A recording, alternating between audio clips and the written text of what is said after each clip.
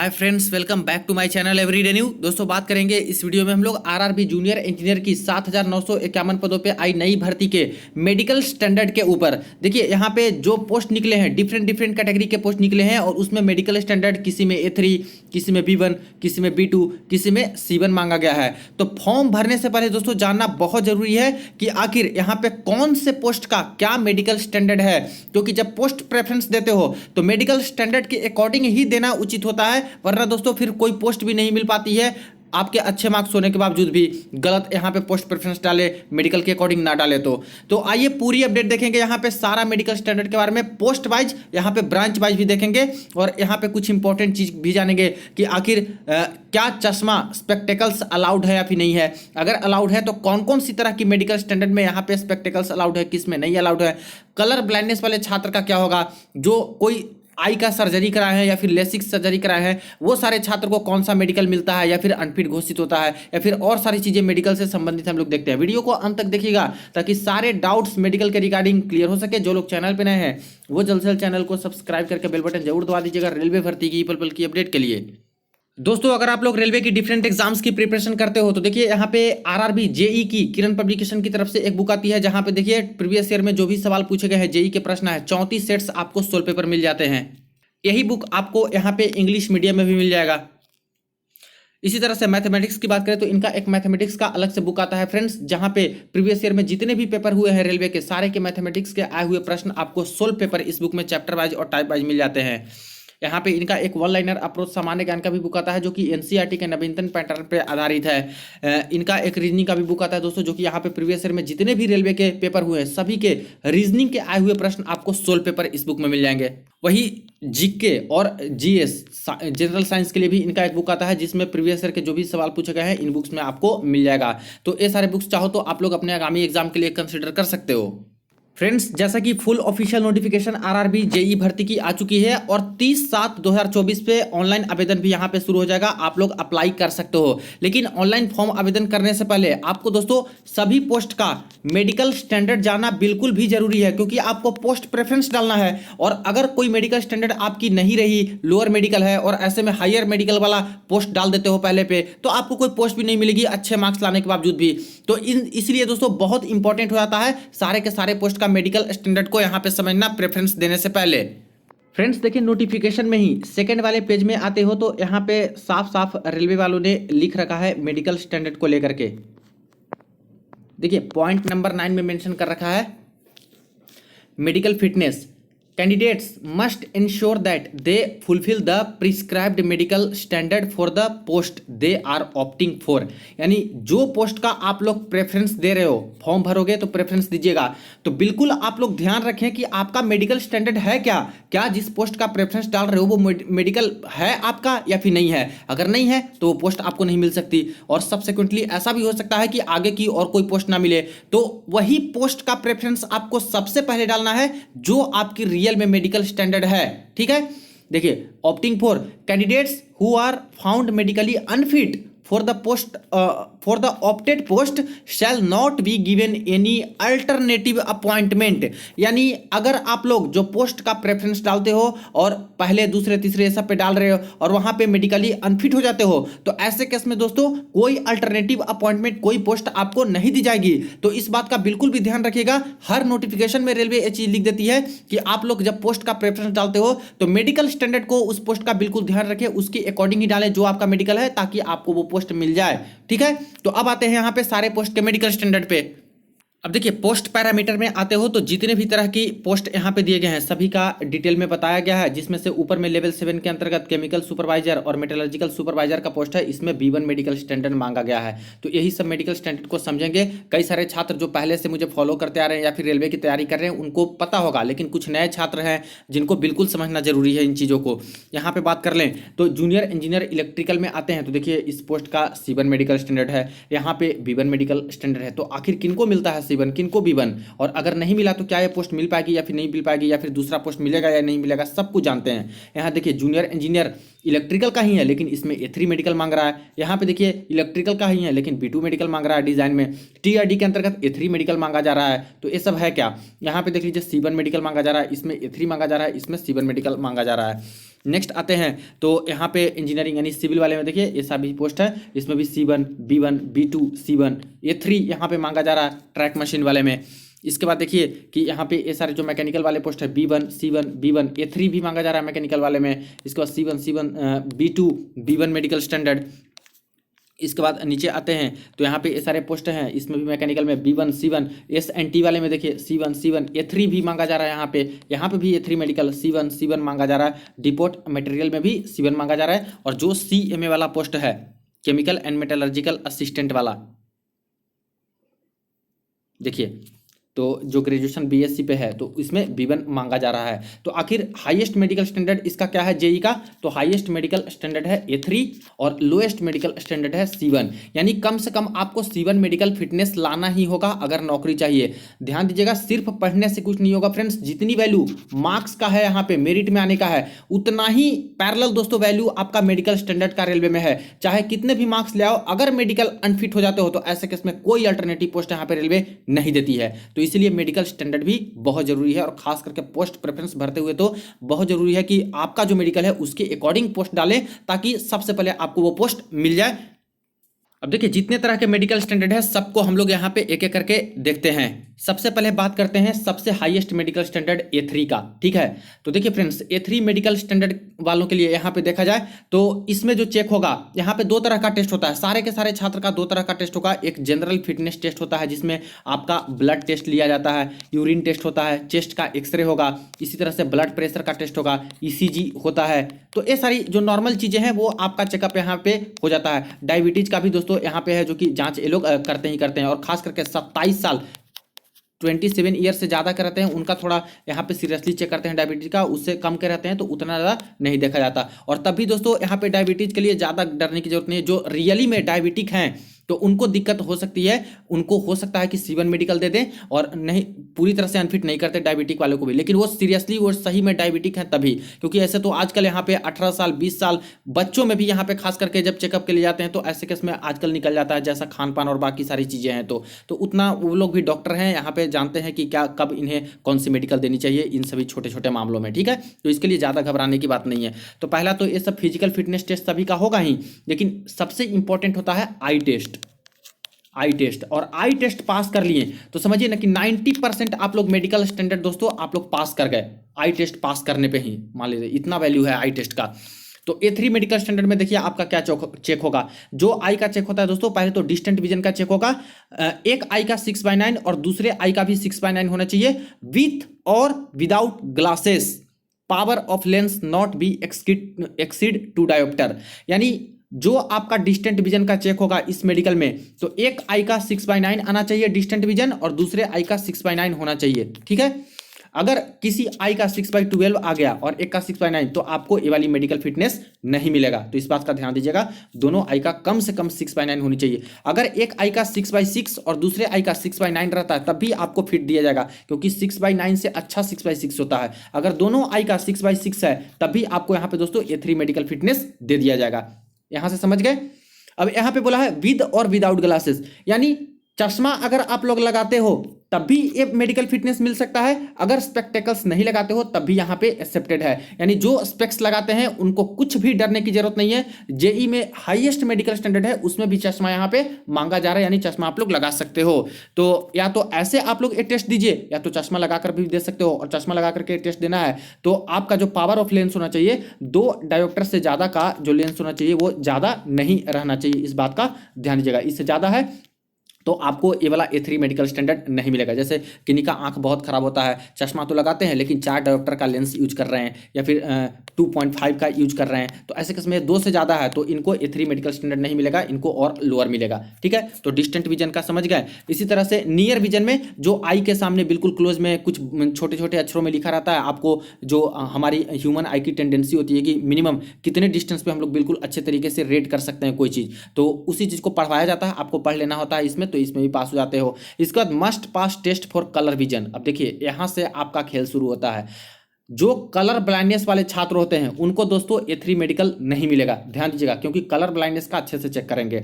इसी तरह से बाइनोकुलर विजन, अब ये कुछ बड़ी चीज नहीं है। बाइनोकुलर विजन में दोस्तों आपका खास करके जो एक वस्तु है आपको वहीं पे दिख रही है या फिर नहीं ये देखा जाता है। जैसे किन्हीं किन्हीं का आंख खराब होता है, तो ऐसे केस में कोई वस्तु यहाँ पे है तो उनको दिखाई देगा थोड़ा सा हट करके, तो ऐसे केस में ये चेक करते हैं। तो ये काफ़ी कम लोग का इस तरह से केस होता है। नाइट विजन में वो जो रात जैसे एक कमरे में ले जाया जाता है फ्रेंड्स, जो पूरे बल्ब को बुझा देंगे और वहाँ पे एक एक करके ब्लू, रेड, ग्रीन ऐसे करके लाइटें जलाएंगे और आपसे पूछेंगे कि कौन सी लाइट जल रही है, तो इसमें आपको सही सही बता देना होता है।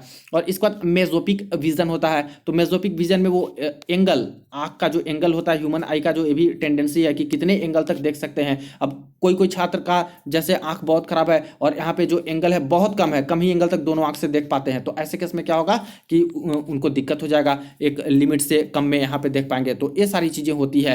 कहने का अर्थ है कि यहाँ पे दोस्तों आपका जो खास करके कलर ब्लाइंडनेस वाले छात्र हैं उनको A3 मेडिकल स्टैंडर्ड नहीं मिलेगा। तो जितने भी कलर ब्लाइंडनेस वाले छात्र हो गए या फिर जिनका 6/6 नहीं है, तो ऐसे केस में जब पोस्ट का प्रेफरेंस डालेंगे तो A3 मेडिकल स्टैंडर्ड वाली जो पोस्ट है उसको पहले नहीं डालना है। इस बात का ध्यान दीजिए। अगर पहला पे ही A3 मेडिकल वाले डाल देते हो और A3 नहीं मिलता है, मान लेते हैं कि आपको मिल गया B1 मेडिकल, तो A3 तो नहीं मिला और पहला पोस्ट ही A3 वाला है, तो आपको पहला पोस्ट तो नहीं मिलेगा, लेकिन कई तरह के पोस्ट प्रेफरेंस डाले हो तो हो सकता है कि दूसरी पोस्ट मिल सके, लेकिन पूरी तरह से गारंटीड नहीं है। क्योंकि हो सकता है फ्रेंड्स कि आपने पहला पे A3 डाला, वो पोस्ट नहीं मिला और दूसरा पोस्ट चाह रहे हो, लेकिन कोई बंदा ऐसा भी है तो कि दूसरे पोस्ट को ही पहला प्रेफरेंस पे डाल रखा है B1 वाली को, तो रेलवे बोलेगी साफ साफ कि यहाँ पे मैंने तो बोल रखा था कि आपकी जो मेडिकल स्टैंडर्ड है उसके अकॉर्डिंग ही पोस्ट का प्रेफरेंस दीजिए, वरना अल्टरनेटिव पोस्ट नहीं भी मिल सकती है। तो अगर मिलने लायक रही तो मिल जाएगी, क्योंकि बहुत तरह 32 तरह का पोस्ट है तो कोई ना कोई तो मिलने का चांसेस रहता है, लेकिन तब भी वो दोस्तों एक चांसेस ही है।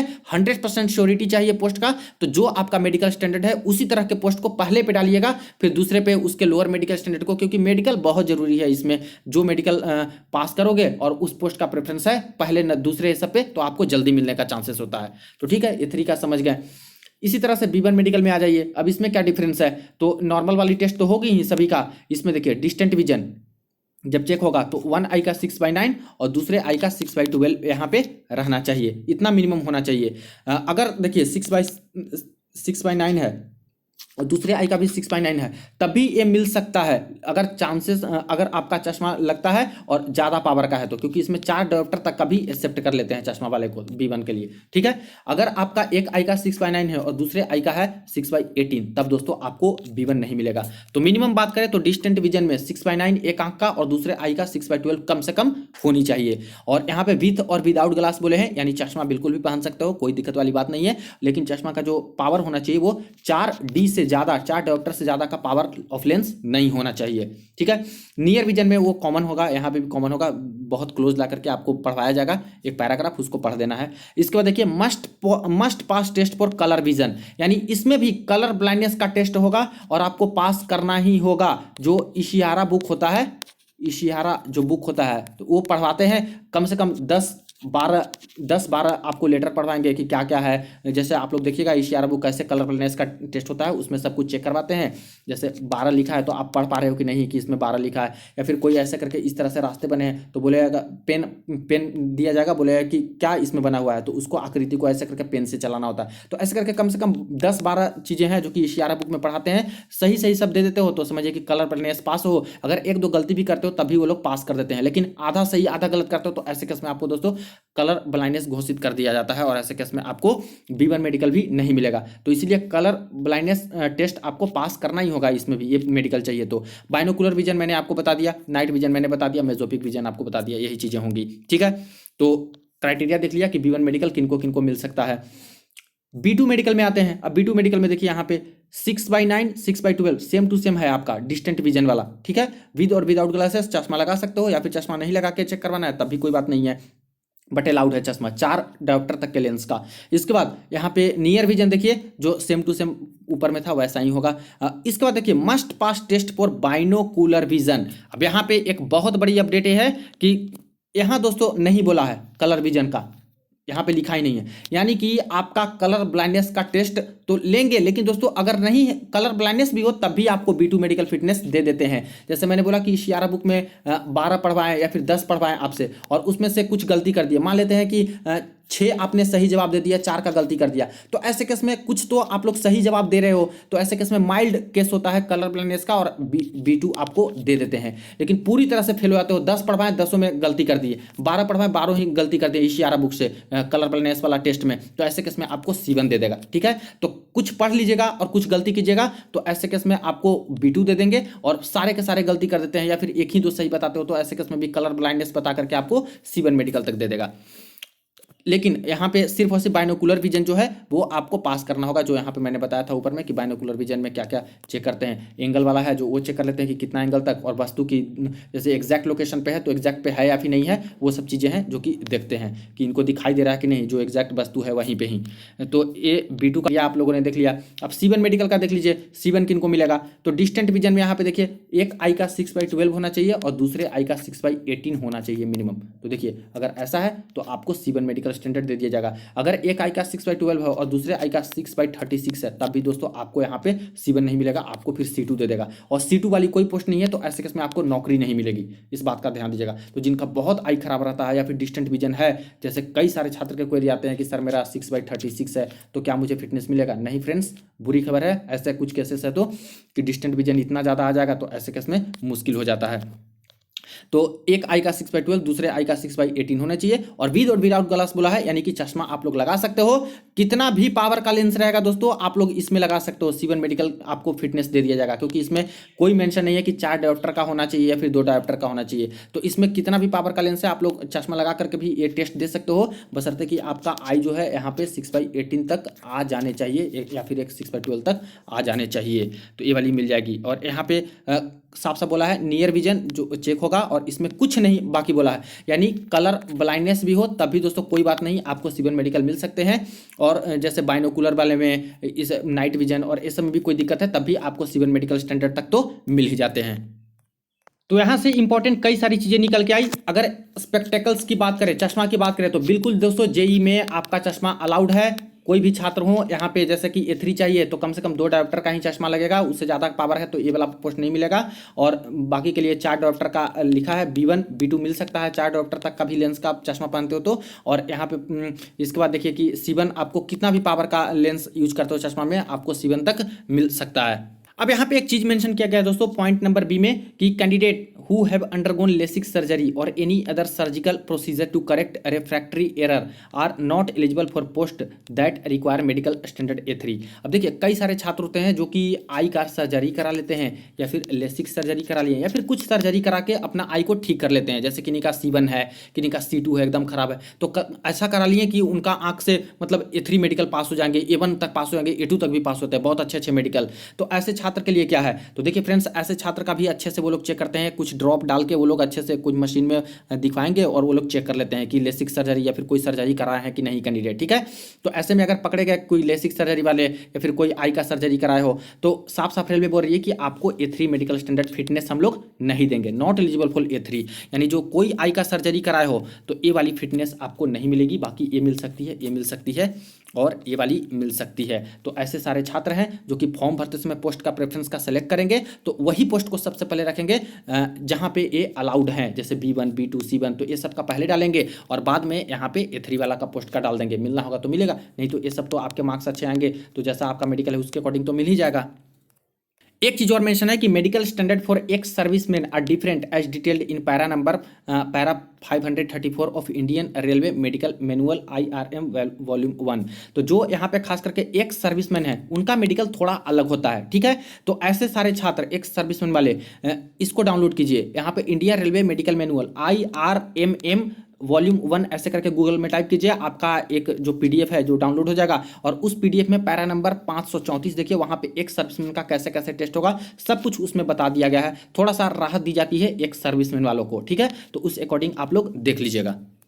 अब दोस्तों इसको थोड़ा वैकेंसी से समझ लेते हैं कि पोस्ट प्रेफरेंस डालते समय कैसे आपका काम करेगा, ये सब मेडिकल स्टैंडर्ड कैसे कैसे देखना है। तो समझाने के पर्पज से मैं ले लेता हूँ SNT वाले पोस्ट को, जो कि एक जगह पे सारा का सारा है। ठीक है, यहाँ से देखिए ये सब एस.एन.टी वाला पोस्ट है।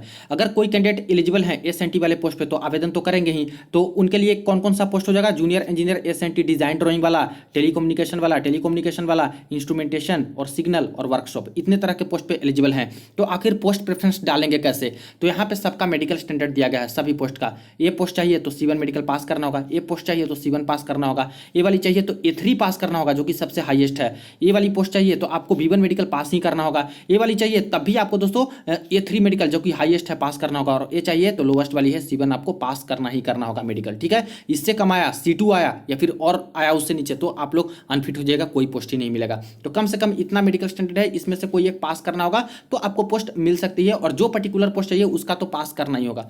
तो फॉर्म भरते समय जैसे मान लेते हैं कि कोई कलर ब्लाइंडनेस का छात्र है, कलर ब्लाइंडनेस, वो एस.एन.टी वाले पे एलिजिबल हैं, फॉर्म भरते हैं। तो अगर यहाँ पे पहले पे ही, अगर फर्स्ट पे ही A3 वाला को डाल दिए, इसको डाल दिए फर्स्ट पे प्रेफरेंस पे, और सेकंड पे डाल दिए इसको डाल दिए, और थर्ड पे डाल दिए ये सबको, बाकी सारी चीज़ें सारे को ऐसे करके सब पोस्ट को ले लिया ऐसे। अब जब उनका सिलेक्शन होगा, मान लेते हैं कि अच्छे मार्क्स हैं कैंडिडेट के, बहुत अच्छे मार्क्स हैं, और यहाँ पे जब मेडिकल होगा और उनकी मेडिकल में आई C1, क्योंकि कलर ब्लाइंडनेस है तो C1 दे दिया मान लो रेलवे ने। अब ये पहले पे ही डाले हैं A3 मेडिकल वाली, दूसरा पे भी डाले हैं A3 मेडिकल वाली, तो रेलवे देखेगी कि आखिर ये पहला पोस्ट प्रेफरेंस क्या डाले हैं तो A3, और छात्र का क्या आया है C1, तो इनको कर देंगे पेंडिंग, कोई पोस्ट नहीं। और किनको पहले पोस्ट मिलेगा? जो छात्र A3 वाले हैं। ठीक है, जैसे कुछ छात्र तो ऐसे भी होंगे ना जो पहला पे C1 मेडिकल वाला डाले होंगे, कई सारे छात्र होंगे जो दूसरा पे भी C1 वाला डाले होंगे, तो उनके मार्क्स अगर आपसे कम भी होंगे और C1 मेडिकल वाली डाले हैं तो रेलवे तो पहले बोल रही है कि आपके जो मेडिकल है उसी के अकॉर्डिंग पोस्ट प्रेफरेंस डालिएगा। तो इन्होंने तो इसको फॉलो किया है, तो मेरिट में ये भी छात्र आए हैं तो इनको पहले ये पोस्ट दे दी जाएगी, और तब आपको ये पोस्ट मिलेगी C1 वाली जब दोस्तों कोई पोस्ट बची रहेगी। तो समझिए अच्छे मार्क्स होने के बावजूद भी आपको पहले पेंडिंग में डाल करके दूसरे छात्रों को पोस्ट दी जाएगी, और जब पोस्ट खाली रहेगी, क्योंकि कई तरह के पोस्ट है तो उसमें कोई ना कोई तो खाली रहेगी, तो ऐसे केस में आपको पोस्ट मिल सकती है, और नहीं खाली रही तो नहीं भी मिल सकती है। तो इसी को मैं हाईलाइट कर रहा हूं कि जो आपका मेडिकल स्टैंडर्ड है, अगर कोई कलर ब्लाइंडनेस होंगे तो उनका सबसे अच्छा यह है कि जहां जहां पे C1 वाली है तो पहले C1 वाली का पोस्ट प्रेफरेंस रखें, पहला पे, दूसरा पे, तीसरा पे, फिर B2 वाली रखें, अगर B2 वाली है तो तब B1 वाली रखें, और सबसे लास्ट में हाईएस्ट मेडिकल वाली पोस्ट को रखें मेडिकल स्टैंडर्ड के तौर पर, कि अगर मेरा सिलेक्शन होता है, अच्छे मार्क्स आएंगे तो मेडिकल भी फिट है, तो ऐसे में आसानी से मुझे कोई ना कोई पोस्ट, पहली वाली ही पोस्ट मुझे मिल जाए, अगर मेरी मेरिट में आप भी आ गई और मेडिकल भी सही है तो C1। तो फॉर्म भरते समय इसको बहुत ही सीरियसली दोस्तों आप लोग लीजिएगा, मजाक में मत लीजिएगा इस चीज को, क्योंकि फॉर्म अगर सही से भर देते हो तो समझिए कि 50% काम आपका हो जाता है दोस्तों। रेलवे भर्ती का बहुत पेचीदा होता है, रेलवे का फॉर्म भरने से लेकर के पेपर तो निकालने के लिए काफी मेहनत लोग करते ही हैं, CBT 1 CBT 2 जो भी चीजें होती है मेडिकल तक में, लेकिन कई बार ऐसे ऐसे पोस्ट का प्रेफरेंस गलत तरीके से डाल देते हैं कि उसका मेडिकल ही नहीं पास कर पाते हैं, और अच्छे मार्क्स होते हुए भी पछताते हैं कि हमें पोस्ट नहीं मिल रही है, या फिर पेंडिंग डाल दिया और दूसरे छात्रों को पोस्ट मिल गया और बाद में बोल रहे हैं कि हमारे पास पोस्ट खाली नहीं है, तो कैसे दें, आपका तो मेडिकल ही काफी लोएस्ट है। तो ऐसी चीजें होती हैं, तो इस बात का आप लोग ध्यान दीजिएगा। सब कुछ मैंने क्लैरिटी से बता दिया है। जब फॉर्म शुरू होगा फिलअप करना तो अपना अपना जिस जिस पोस्ट पे एलिजिबल हो सभी का एक बार ये जो पोस्ट पैरामीटर है इसको खोल करके जितने पोस्ट पे एलिजिबल दिखाता है उन सब पोस्ट का मेडिकल देख लीजिएगा, और जैसा आपका मेडिकल है उसके अकॉर्डिंग ही पोस्ट का प्रेफरेंस आप लोग डालिएगा, ज्यादा बेटर होगा। किन्हीं का आई कुछ खराब नहीं है, कोई दिक्कत नहीं है तो बिल्कुल डाल सकते हैं, A3 वाले भी पहला पे डाल सकते हैं पोस्ट, B1 वाली पहले पे पोस्ट डाल सकते हैं, कोई बात नहीं। लेकिन जिनका आई खराब है, थोड़ा वीक है, C1 B2 मिल सकता है, ऐसे सोच रहे हो कि कुछ ना कुछ मेरे में दिक्कत है, आई का प्रॉब्लम है, हो सकता है कि मुझे कम मेडिकल मिले, तो ऐसे छात्र को मैं बोलूंगा कि पहले C1 वाली पोस्ट डालिए, B2 वाली पोस्ट डालिए दूसरे पे, और फिर B1 वाली पोस्ट डालिए, और अंतिम में A3 मेडिकल वाली सारी पोस्ट को डालिए। लेकिन पोस्ट प्रेफरेंस सभी का दीजिएगा, लेकिन मेडिकल के अकॉर्डिंग सबसे लास्ट में A3 वाला और बाकी कम मेडिकल वाला ऊपर में पोस्ट को डालिएगा, ताकि वो मेडिकल मिले तो पोस्ट भी जल्दी से आपको मिल जाए पहली बार में ही। तो आई थिंक कि सारा कुछ मैंने क्लैरिफाई किया मेडिकल को लेकर के कि कैसे आपको पोस्ट प्रेफरेंस मेडिकल को देखते हुए भी आपको भरना होगा। बाकी इसके रिगार्डिंग और कोई क्वेरी हो कमेंट सेक्शन में पूछ सकते हो। वीडियो को ज्यादा दोस्तों के साथ शेयर कर दीजिएगा। चलिए मिलते हैं नेक्स्ट वीडियो में नेक्स्ट अपडेट में।